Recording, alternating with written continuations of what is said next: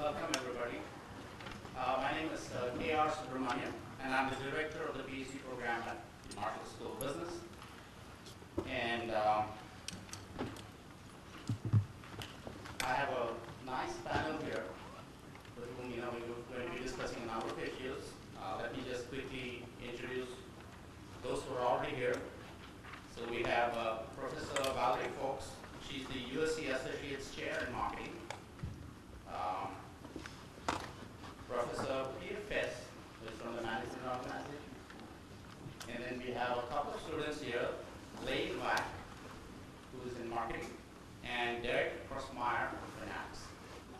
And we're still looking forward to one of our members, Professor John Earmark from IMF. I hope he will turn up. So what we're going to do is, I'm sort of going to give you a presentation which can go on for about 15 or 20 minutes, in which I'll talk to you a little bit about what is the PhD program, what does it entail, and some more specifics about how to choose a school. Okay? And after that, I'm going to have some of my esteemed colleagues here talk about their areas and also share with you some of the general experiences and observations. And the two students will give you sort of a different perspective and talk to you about what it means to stay up all night doing an economic assignment. Okay, so let's get started. Why get a PhD in business? Obviously, jobs. Right? I mean, why get any degree if you don't get a job at the end of that? And that's good news here. A lot of opportunities here for business PhD jobs. And despite the rough economy, we had, I think, a comparatively rough time in terms of placements, but it's been better than most other areas. Okay? And I think education is one of those areas that has stood up and will stand up even during bad times. So that's the good news. The other good news is that the jobs are really well paid, especially if you get into the top research schools. In most areas, in the top research schools, you get about $150,000 a year. And in some areas, and for some students, this can go as high as $250,000 a year, starting salary. Okay. And there is job stability, even before tenure. After tenure, of course, your job's rather stable, and before tenure, it's still stable. I haven't come across too many universities that are firing people. But if you just stop there and it's just jobs, I don't think you would want to be doing a PhD. Okay. And so this personal satisfaction from the career in academics is a very, very important driver for why you want to do a PhD. And there are various dimensions of it, and later on in the talk, I'll sort of talk about what are the kind of people who will find a PhD program appealing.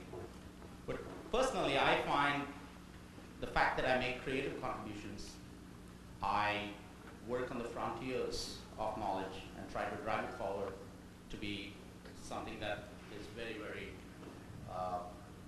satisfying from an angle. And then the teaching aspect, where we realize that we are developing the next generation of managers, and that we have responsibility as well as we have the pleasure of inculcating them the way we want. Okay, so that's also very, very satisfying. And then, of course, there are contributions to society that you make, both through your research and through your teaching. Okay.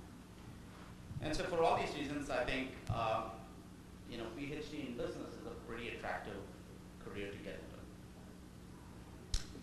So finally, one of the least known factors is the flexibility and freedom of academic life.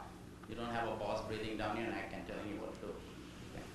And to me, that was a very, very, very appealing aspect of being a PhD. But of course, that means that you have to be self-motivated, et cetera, et cetera. But I like this. I like the flexibility. And suddenly, if you have to take your son for a football game, you can do that, unless you have to be in class teaching. So, where do business PhD students go? Most of them end up in academia. Okay. And the focus of the talk here is going to be on those who end up in the top research universities. But there's also a very large number of you who will end up in teaching colleges around the country. Okay. obviously the jobs at these teaching colleges far outnumber the jobs at the research universities. But the focus in schools like USC and some of the other schools that are represented here today would be on the research universities, and therefore a lot of what I'm going to be focusing on is on that aspect. But there are also a lot of jobs outside of academics, although some of those jobs have died out. Wall Street is a big recruiter, especially the finance PhDs and some accounting PhDs. Those jobs have dried up now, not surprisingly. But a lot of people also end up in consulting, like people who are in marketing end up with market research kind of works. You can end up in the industry. One of our marketing students just got a job with a top pharmaceutical company. And then there are also government and regulatory jobs that you can get into. One of our professors just came back after a 2-year assignment as the deputy chief accountant of SEC. Okay. So a lot of academics end up doing these kinds of regulatory leadership jobs in regulation. So I'm just going to talk to you broadly about what does a PhD entail, and then slowly we'll start going more into the specifics. And so a good way to start out is by asking what do business professors do. We all know we teach, and so we are sort of disseminators of knowledge. But I think an equally important role that we do, and a lot of us believe probably an even more important role that we do is knowledge creation through research. And so a business PhD is basically a program that trains you to be a good researcher and to be a good teacher to a large extent. But the important thing is that the emphasis is on research. Okay, this is very, very important. Other than to say, okay, you probably need to go and teach a class, or you need to be a TA or something that's there's not really much education behind trying to get you, up to speed with teaching. If your language skills are poor, we may sort of give you some communication courses. Most of the emphasis will be on the research aspects. That's what the PhD program is going to take 5 years to do, and so it's research. Okay, that's something that I want to make very clear. And so one thing I want to say is a business PhD is not like a super MBA or an advanced MBA. Okay, just don't get mistaken. You're going to spend most of your time training to be a researcher. And it's not as if you're going to, delve into advanced aspects of some particular area that you're in. You will, but that will not be the formal part of the program. It will be sort of the informal learning that comes. And obviously, if you're not going to become an expert in a particular area, you're not going to be able to do cutting-edge research in that area. But from a formal basis, the program's focus is going to be on developing you so that you can conduct good research. So, a couple of slides about business research and what it means. So what is business research? And I sort of thought of various ways of defining this. This is probably the best way I could define it. It's the application of the scientific method to investigate questions of relevance to business. Right? That's the way I put it. Okay. And so in some ways, all of us are what we can call business scientists. That's how I'd like to call myself. If you ask me what I am, I'd say I'm a business scientist. Like you can be a scientist in chemistry, or you can be a scientist in psychology. I'm a scientist in business. Okay, that's the way I define myself. And so what do we mean by the scientific method? Well, the scientific method involves, once you identify a question, it involves postulating hypotheses and rigorously testing these hypotheses with data or with experiments. Okay. And so there are the two very important aspects of the scientific method. And this comes all the way from the Greeks. Okay, this is Socrates. There's one thing called analytics, and there's another thing called syntactics. And in order to be, a good scientist, you need to have both. What do we mean by analytics? What we mean by analytics is whatever you say should be logically defensible. Okay. So that's very important to science. We can't simply say, oh, I went and recorded this phenomenon and that's it. Well, you can do that kind of research. It's called descriptive research, and some people do that. But it's very important for us to understand things in a logical manner. Okay, and so that's the analytics part. And the syntactics part, however, is you can't live in your own ivory tower of pure logic. You have to try to explain the world. And so that's what science is about. Okay, it's logically explaining the world. That's what science is. That's what the scientific method is. And so what we do is, in business, we logically try to document what's happening and explain what is happening in a scientific way. That's what we do when we do business research. It's very important to know that at least the kind of research that we do in the top schools here, we don't sort of do what's called the hand-waving type or the armchair kind of talking. Okay. And so, to give you an example, think about Peter Drucker. Everybody's heard of Peter Drucker.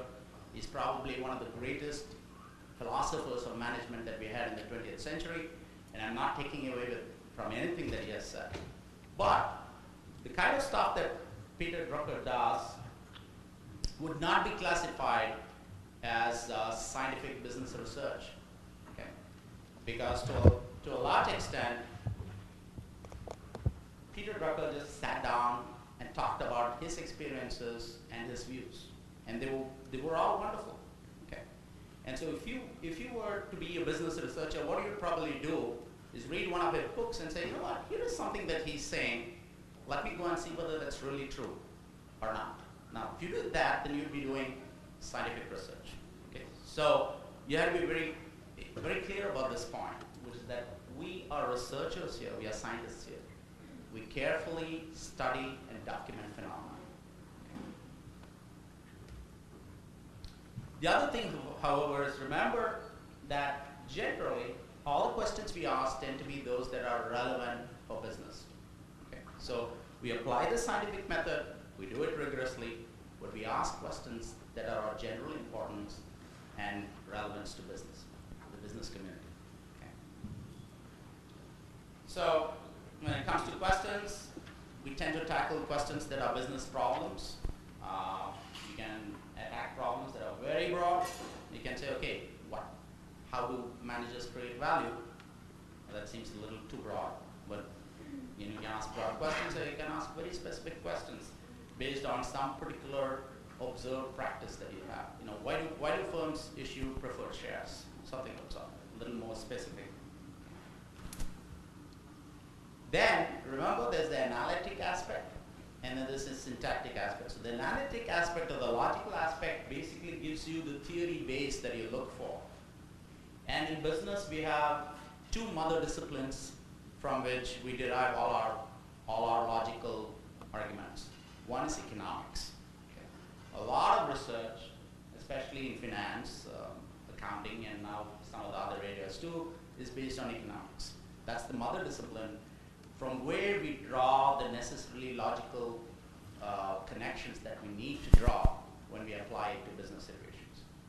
And the other very important area where we tend to draw a lot of our theories comes from the behavioral area, which is psychology, sociology. Okay.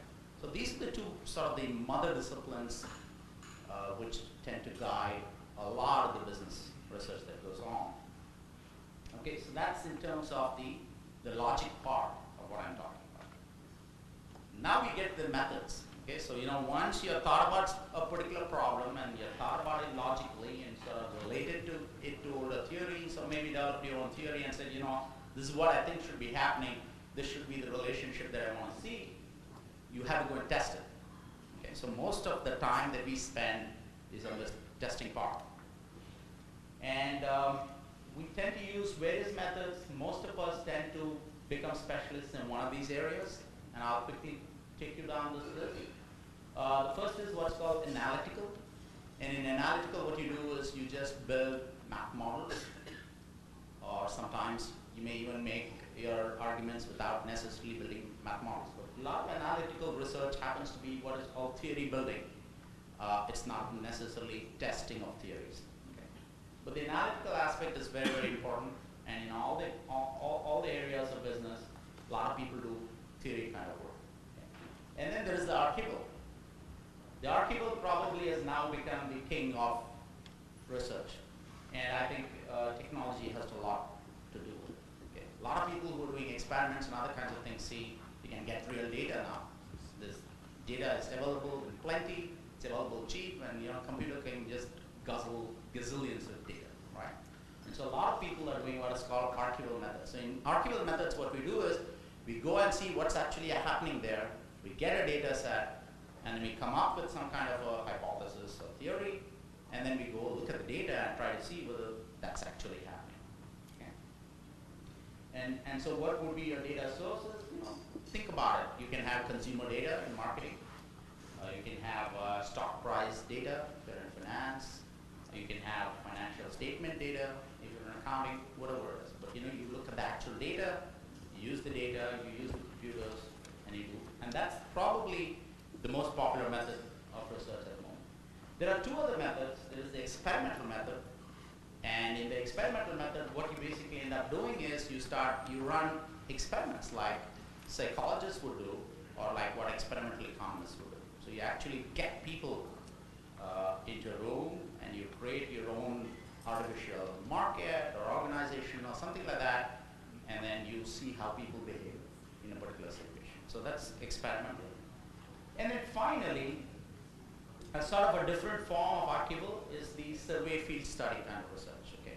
The difference between archival and survey field study is, in some sense, you can say survey field study data is original data, or it's data that you go and you gather from the companies yourself.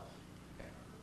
But a lot of it would be a little less, what shall I say? It's more data that you have to build up yourself. Okay. And archival data, on the other hand, is recorded data. Okay.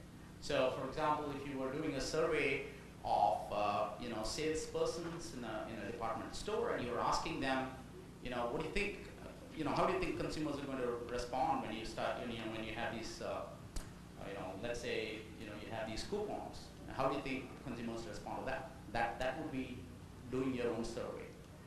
But if you went and you bought a bunch of data from a company that showed you how many coupons were used and how people actually use these coupons, that would be using archival data.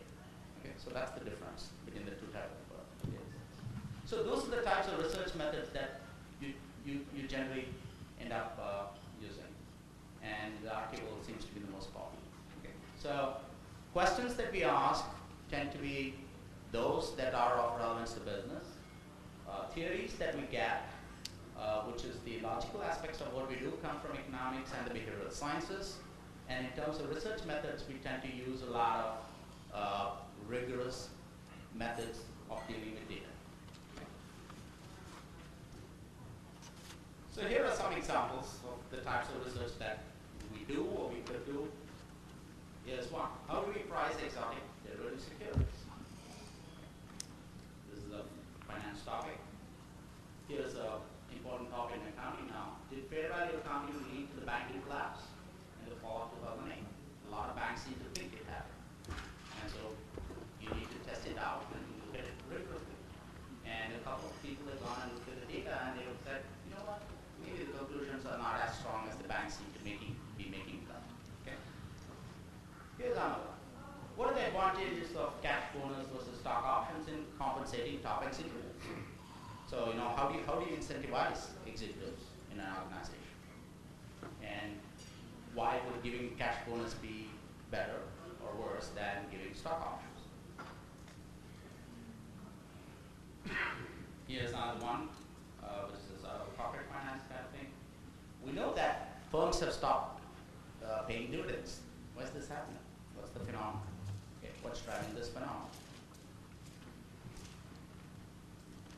What is the impact of website privacy policies on customer behavior and company profitability? When should companies outsource? I mean, why do companies outsource? I mean, this is a big thing in the IOM area. Here's another one. How can brand value be monetized as an asset? Do brands create value? And so this is an important topic in consumer behavior marketing and also in other areas like valuation. So I mean, this is just a broad example of the kinds of research topics that So next, let me quickly touch upon areas of study, and I'm sure some of you already have interest in these areas. We have accounting, and the big area in accounting is what's called financial, but there's also a lot of research that gets done in managerial accounting and also auditing and tax, and I'll talk about accounting later on a little more. Then we have finance and business economics, which is called FBE in our school. And so the areas there are asset pricing, corporate finance, and we also have a number of macroeconomists. In our department, not all schools tend to have the macroeconomists in the finance department. Then we have information and operations management. And so the areas there are information systems, operations management, operations research, OR, and statistics also. At least in our school, statistics gets clubbed along with us, and there may be some of the schools where the statistics is kept different. Okay. A lot of schools tend to have these three departments together, like you. And then we come to management and organizations. And so that is organizational behavior, organizational form, organizational theory, and also strategy. Okay. Strategic management is now becoming an important part of that area. So the last area is marketing. So in marketing, we tend to study consumer behavior, marketing strategy, decision making, competitive strategy, etc. And then also a lot of marketing models. Okay. So those are the main areas of PhDs in business. And when you apply to a school, although you'll be applying generally for a PhD in business, you have to choose one of these areas and apply. Because those will be the departments, and they will be evaluating your applications.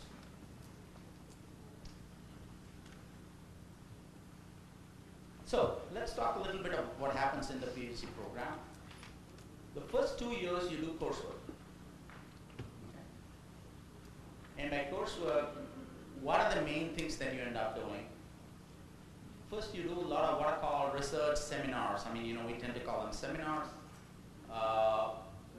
In your functional area. So if you're going to be in let's say finance, you will do a couple of seminars in asset pricing, a couple of seminars in corporate finance. Okay. What are these seminars? These seminars are PhD level courses that are taught by professors in that particular area and professors who have particular interest in that particular area. Okay. And so one of them may turn out to be a specialist in building theoretical models of asset pricing.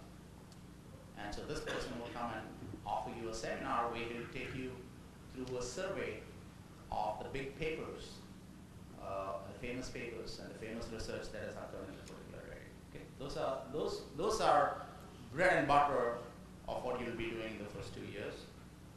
But that's not all. Okay. You spend an enormous amount of time grappling with the methods. Okay. And there will be statistics, econometrics, experimental design, etc., etc. Okay. I think you can't get away from statistics. What do we want to do? Really, statistics is the language of modern science. All scientists use statistics. Okay.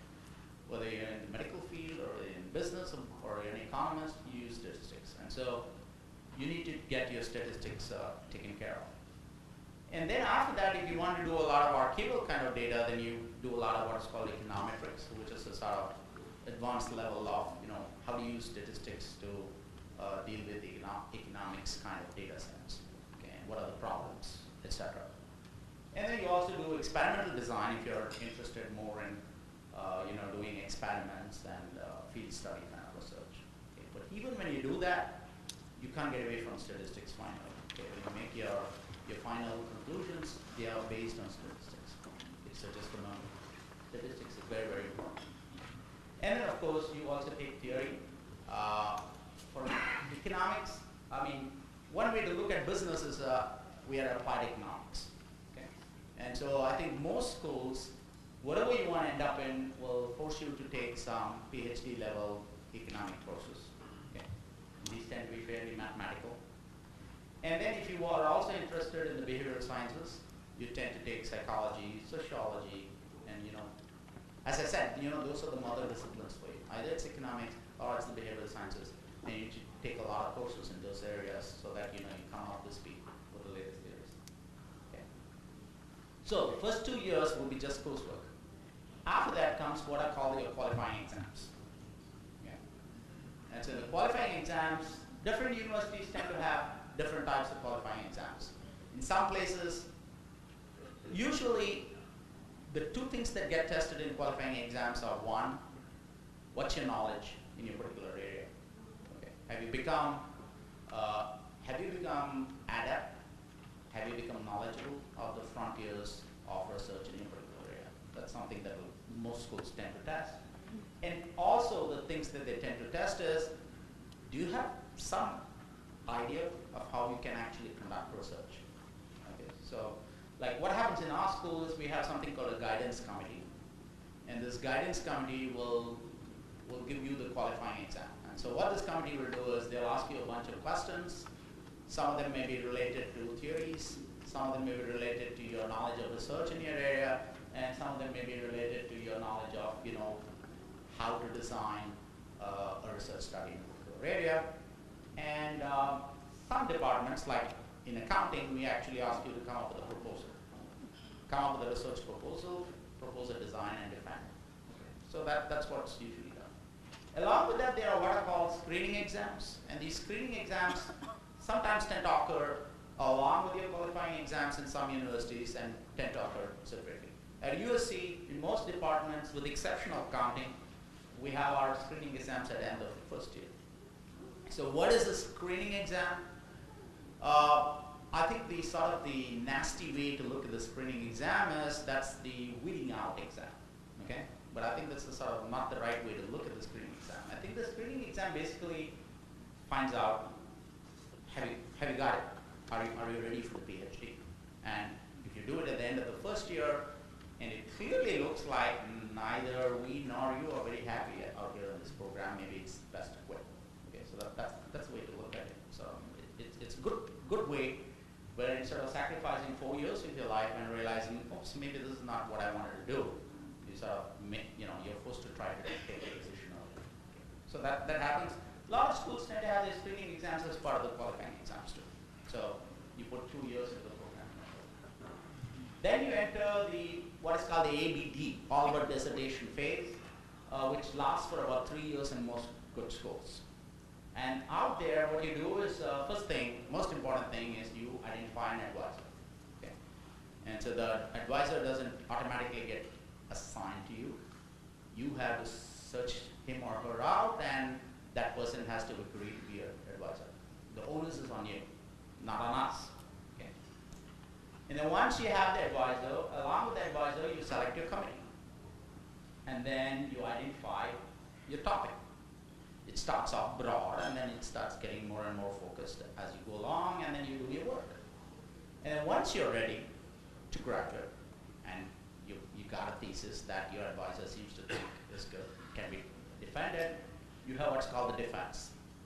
And so once you defend, and that in most places the defense occurs after you found your job, because jobs are plentiful here. And so you first interview, you get into a job, and then you have your defense. Okay. And then what happens after the defense is you're more or less ready to graduate. Okay. And after that, the only thing that keeps you from graduating is the dragon lady who say that your margins are not exactly 1.5 inches broad. Okay. So in other words, once you've done your defense, you're through. Okay. The green light is given. Now the important thing that you have to realize is that if you just say, you know what, all that I'm going to be working on my dissertation, you probably are not going to end up getting a very good job. Okay? Because nowadays, there's a lot of competition out there for good schools and jobs in good schools. And so most students end up looking at a lot of other research with their advisors or with other people in the department, or even with their own PhD cohorts. And they have a lot of papers and maybe even publications before they graduate. Okay, so this is what keeps you busy. And as you can see already, there is something out here. 2 plus 3 is equal to 5. So most good PhD programs are 5 years. Couple of other things. Research assistantship. Most of you will get paid a stipend, and you'll get a research assistantship. where you will work on research with professors. How long you do the research assistantship versus how long you do some form of teaching assistantship will depend on the budget situation in your school. Okay. Frankly, most schools would like to have only research assistants. At USC, we more or less have only research assistants. And some other schools may make you teach a little bit because they are constrained for resources. And then there's the teaching opportunity. All schools, either because they want money out of you, or because, like at USC, we think it's important for you to have some teaching experience before you go out. They will have a little bit of teaching. At USC, for example, we teach one class as independent instructor. Okay. So these are some of the important things that happen in your program. And if there are any questions, you can ask after we're done with our discussions. So, quick look at academic life. So what's the life of a professor? What happens? First, you're assistant professor for about 6 to 8 years, and then you get tenure. Tenure is a magic word in academics, right? So what does tenure mean? Tenure means that you can't get fired. But that doesn't mean that you can't get fired if the entire department gets shut down or your school gets shut down. But basically, they can't fire you when you do the job. And so it's like, now you're a tenured professor, you can stay as long as you want. Okay. After you get tenure, you stay as what's called an associate professor for about 5 years or 10 years. I mean, it depends on you. When you're ready, you go up and you become a full professor. That's where most professors end up their career. Okay. So you can see, unlike an organization where you can start off as a management trainee and work all the way up to the CEO, there's not much that happens in their academic life. Okay. You get promoted only twice in your life, basically. And if you're really good, you become what's called a chair professor. All people don't become chair professors. It depends on how many chairs a department has and how well you do. Okay. And of course, some people finally end up doing things like administration, and they become deans and directors, etc., too. Okay. So that's basically what academic life is. A couple of things you should know. It's publish or perish environment jobs. Okay. So you do research and you publish all your life. Whenever you start doing research, whenever you stop publishing, basically you tend to lose your market value. You tend to, So if you want to be active, you do research throughout your life, and so you have to just be ready for that, and also be ready to get rejected, because only 1 in 10 papers end up in there, so you get rejects, and so you just have to be prepared for that. That's part of life. And finally, teaching is important. If any of you hates teaching and hate students, then you probably don't want to be in this profession. Yeah. You just have to love teaching. You have to love to walk into the classroom and you get an adrenaline rush to see 50 people in front of you like I am getting right now. Okay? Questions to ask. Is a PhD for me? Well, why would somebody like to be a professor? That's where I always think of people as thinkers and doers. Okay? If you're a thinker, I mean, for you, if you get great pleasure by thinking about something neat, and so to put it in derogatory terms, if you're a bit of a nerd, and all of us are nerds out here. Okay, I'll be the first one to admit I'm one. Okay, so in other words, you like intellectual stuff. Okay, then by all means, come to a profession. But if you're somebody who gets up in the morning, or who thinks while they're driving home, 1, 2, 3, 4, hey, I managed to get all this done. Maybe this is not what it is. Okay, so if you're a doer, if you're somebody who likes a lot of power, somebody who likes 50 people to stand in line, when you're there, this is not a profession for you. Okay? Because we live more in the intellectual plane as in academics. And of course, you have to like to teach, as I pointed out. Okay. So ask yourself these questions: Am I a type? Am I a bit of an intellectual kind, or do I tend to be more practical doer type? And usually, people who tend to be happy as professors are the first variety. Second thing, can I handle the PhD program? I think this is a very important question you need to ask yourself. Most programs are long haul. They're 5 years of your life. And please remember that at the end of 5 years, if you decide that academics is not for you, yeah, it's possible to get an industry job. But remember, I mean, the real added value that you get by getting a PhD is in academics. So remember, so you're making a 5-year investment, and so you have to think about the uncertainty that it involves. It's very intensive. PhD programs are much tougher than anything else. You know, I mean, the way I look at it is the 3-credit course in a PhD level is at least 6 credits at the master's level and 9 credits at the undergrad level. And they are tough courses, okay? And you got to do a lot of them in the first 2 years. You have long weeks, long nights, and so you should be prepared for it, mentally and otherwise. Remember that there's a financial sacrifice that you're going to make for 5 years of your life. I mean, you know, we guys give you a stipend, but you know, that's all you're going to get. You're going to get only a stipend for 5 years. You know, I'll give you a very interesting observation. Bloomington, Indiana has a really good university, but you know that Bloomington, Indiana is one of the poorest places in the US. And you wonder, why would a university town like Bloomington be one of the poorest places in the world? Well, guess what? A lot of PhD students there, right?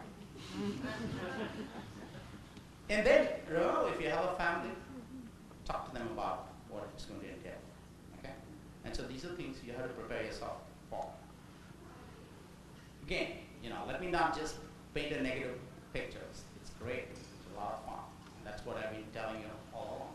But also, be ready, be prepared. We have some students who come in and then just decide, you know what, I'd love to do this, but you know, I just can't go through it. And so I'm quitting. Okay? So be ready mentally. Do I have the necessary traits? It's a little difficult to think of who is a PhD type. But you know, we could think of a few. As I said, intellectual curiosity, creativity. So borderline nerdish behavior. Okay? You're somebody who just loves to just read something and argue it out because you're that kind of a person. Okay? But at the same time, you need to have eye for detail. You need to be a perfectionist. Okay? So that's where, you know, research is very, very interesting. On the one hand, you have to have complete right brain. You have to sit down and be thinking of these creative thoughts and get these big ideas. But once you got it, it's all the left brain after that, okay? It's all the nitty-gritty detail of going through the research and doing it successfully. What else? You need to be self-motivated and a self-starter because nobody's going to tell you to do something. You're going to be doing it by yourself, okay? So that's very important. Finally, you know, you should be tenacious.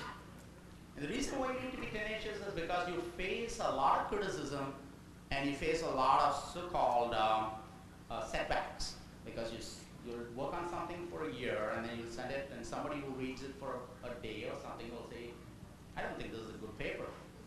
And then that'll be, you'll get a reject. And so you know, you shouldn't give up easily. Okay, fine. He doesn't like it, that doesn't mean somebody else is not going to like it. So you know, let me make some changes and send it elsewhere. So you need to have a thick skin in terms of some of that. These are some of the traits that I think you need to have. And I'm sure some of my colleagues here are going to tell you more about it. Okay, last couple of slides. So, how do you choose a school? Okay. The best way to look at it is you choose a school that's the best fit for you and what you're looking for. That's not in the slide, but I would say that. So you decide where you want to be, you decide what you want to do, and based on that, you decide what type of school you want to apply to. The focus that I'm going to have now is on research type schools. So, you know, if you're ambitious and you really want to be a big player in the game, then how do you go about choosing a school? That's what I'm showing you here. First, you look for ranking and reputation in the program area. Okay. This is not easy. Don't go and look at Business Week MBA rankings, for heaven's sake, because the correlation between that and how good the PhD program is not anywhere near 100%. Okay? To give you an example, University of Maryland is a top school in certain areas of research, but its MBA ranking is nowhere near the top 5. Okay? So don't go by MBA rankings. Here is something you can do. Go to the UT Dallas website. Okay? University of Texas Dallas has a really interesting website where what they do is they rank universities based on faculty productivity over how many years you want to look at. Okay, it's a really nice resource. It's a UT Dallas Business School website. Okay, go to the UT Dallas Business School and then search around. I think on the left corner you'll see, I think there'll be this rankings. So you go there, and that ranking is a relevant ranking because it tells you what's the productivity, research productivity of various departments. Remember, there can be a lot of variation across the quality of certain departments. A school may be a top finance school, but chances are, because of that, it may not be a top school in certain other areas because resources are limited, and schools tend to focus on certain areas. Okay, so just don't say, "Oh, it's Wharton, and therefore it's got to be good in everything." Maybe it is, maybe it's not. Okay, so realize that there can be differences across areas. Look for student placement in the last few years. And that's very, very important. Most guys will advertise it in their websites. Okay. Obviously, they will advertise their best student placements and not their worst. But then you want to be optimistic about it. You say, if I were one of the best students in this program, where could I end up? So look at that. That's very, very important. Then look for star professors. Search around. Do your homework. So if you're interested in accounting, go look at the accounting website. Look at the individual professors, look at what kind of research they're doing, see whether you sort of seem to like what they're doing. Because you may end up wanting to do auditing and then end up in a school where nobody does auditing. Okay, so beware of these things. Okay? And then the other important thing, do the stars work with PhD students? This is a question you want to ask yourself. Because sometimes you can have stars who are too busy to work with students. So how do you know whether they're working with PhD students? Well, one way to do is to look for co-authorships. Okay? So look at their papers and see whether the paper has another person's name and then if you go and look at it, it says PhD student. Then you know the guy is working with PhD student. Okay? Then you want to see how important a department is about the PhD program. And so when people come in, this is what I tell them. What you get in a PhD program is the product of two things.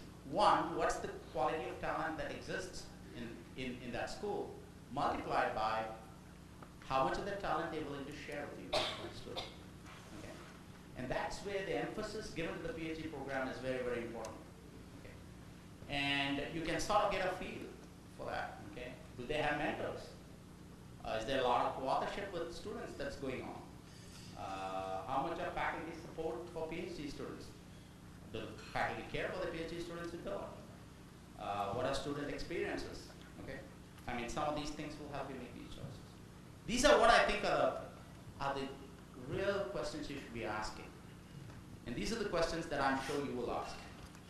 Okay, in my opinion, they are the less important questions. How long is the program? Okay, guys, get ready. It's 5 years. Okay, what's the financial assistance? Is it assured for the entire program? In most schools it is. Okay? And let me assure you it's not an incredible sum of money. It will be about $25,000, give or take. Okay? Don't go to a school because they're offering you $5,000 more in as financial assistance. That's the wrong way to choose the school. Okay? Think of PhD's program as an investment for the future. So remember that as soon as you graduate, you can add a zero to your salary.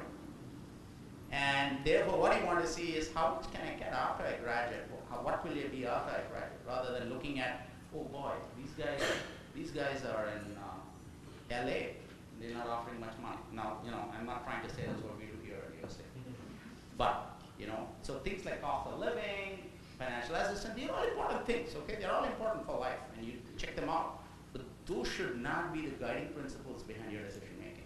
It's all about what you can get out of the program and what are you going to end up being after you finish the program. That's far more important. Okay? Two things, though, that you want to check out. You want to check out how many students there are in the program.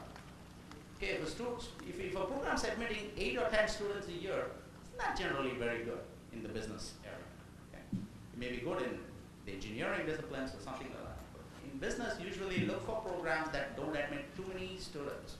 Because too many students, there'll be competition for faculty, time, and resources. Okay? And also look for dropout rates if you can get that. Okay, so with that I come to the conclusion of my overall talk.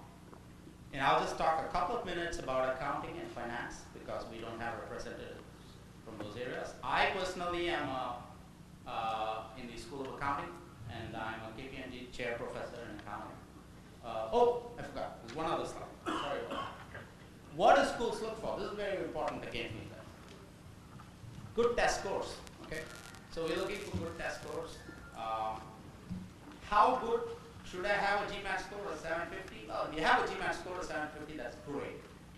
But if you have a GMAT score of 650, that doesn't mean that you're rolled out. Okay.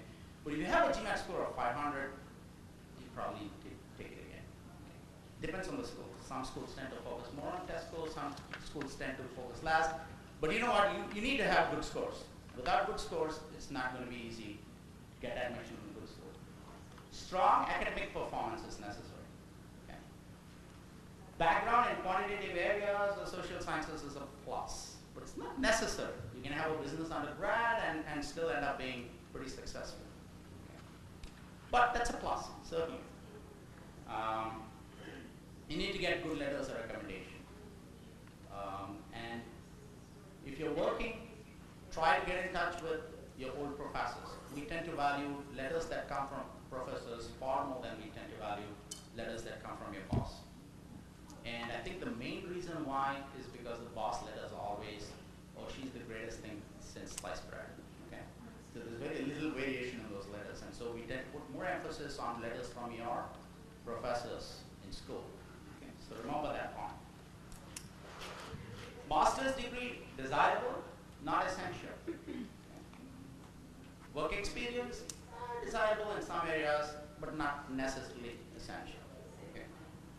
So it's like, do you need 2 years of work experience to get it? No, you don't. You could come directly from school. Does it help? Well, it depends on the area, and depends on the particular professor who's making the decision. Some may value it, some may not value it. You need to write very good essays and statement of purpose. Okay. It's very, very important. Take that part very seriously. All of us read all the stuff you send us. Okay. You have to display intellectual curiosity, some knowledge of academic research. Now we are in the internet age. It's easy for you. Let me tell you a site. It's called www.ssrn.com. So at least for some of the areas like finance, accounting, and certain other areas, and now they've been expanding into a lot of other areas too, you can get a lot of research. You can go and read academic research, or go to the library, go through some of the journals, get some feel for what you're going to get into. Okay? We look for good knowledge of what is PhD. If your statement of purpose seems to indicate that a PhD is a super MBA, and some people seem to really think that's what it is, you won't get it. Okay. We need you to know what a PhD program is all about. What's research? What is academic life? And then you're looking for some passion and commitment, of course. Okay. You need to sound passionate. You need to sound committed. There has to be some spark that we look for. I don't know what it's going to be, but you need to do that. Lastly, fit with faculty interests. Okay. So you may have the perfect application that may send to a particular school, but we may look at it and say, you know what, the area that she's interested in, there's nobody here. And so, unfortunately we have to reject this. Can't happen. Okay. So those are what we look for. Okay. So let me, the last point, and in some sense this is a very, very important point. Very, very strong communication skills. Okay. And if you go to PhD in most other areas, I don't think communication skills are that important. They're important here, and probably in the law school. Okay. Those are the two schools where communication skills are also very important. Okay, so let me briefly give you an overview of accounting. What's accounting? Deals with how financial information is prepared and used by markets, individuals, and organizations. That's how we broadly think of accounting. The broad areas are financial, managerial, auditing, and tax. Financial by far tends to be the most important of these areas. We use both economics and behavioral theories, but you have to realize that there are not too many only schools in accounting that support the behavioral areas. At USC we do. We are one of those schools that does that. So if you want to do behavioral type of issues in accounting, then you have to choose your schools carefully. You can't go to Wharton, for example. They're not admitting. We use all types of research methods, although article dominates. Okay. Finally, there are excellent job prospects in this area. Absolutely amazing job prospects. In fact, we are talking about a crisis that's going to hit the entire accounting academic profession in about 10 years from now, where we're just going to have only one available candidate for 4 jobs or something like that. And so the big firms are trying to see how to solve this crisis. Okay. And salaries are just amazingly good. Okay. Salaries in the top schools can be $250,000 per year. So that's for those of you who are interested in accounting, here's an overview, and those of you who want to talk to me, I'll be happy to talk to you later. So let me give you a quick overview of finance, and then I'll hand you over to my colleague. Finance, what does it deal with? Well, two things really. Dealing with understanding how financial markets function and price security. That's one aspect of finance. Another aspect of finance is looking at how financial decisions are made within the firm. Okay, so that gives rise to the 2 main areas of finance. It's probably the most prestigious area in the business school, although I hate to say it, I'm not in finance. There are 3 Nobel Prizes, 1 in finance. Okay. I'm sure some of my colleagues may not saying it, but we just have to admit that it is a pretty prestigious area. The 2 major areas, asset pricing, corporate finance. The asset pricing deals with how markets function, and the corporate finance deals with how financial decision making is made in firms. It's largely economic based, although behavioral finance is growing in popularity. Okay. But there is a big caveat to that one, and that is to do with the methods. Okay. The behavioral finance that is becoming popular in the press and also in the academics still uses very rigorous analytical or archival methods. Okay. And so if you want to do sort of experiment kind of work, it's pretty limited in the finance area. And one thing you have to know is that among all the areas that you're going to be admitted, this is the one area that tests quantitative ability more than any one of them. Okay. So remember, if you go into finance, you probably use almost as much math as somebody in theoretical physics, okay. Especially in asset pricing. And so if you're thinking about a PhD in finance, just beware. We're looking for people with very strong quantitative backgrounds. Okay, and so with that, again, excellent process. So I finished my talk, and thank you for your patience in holding me out. I now read my colleague.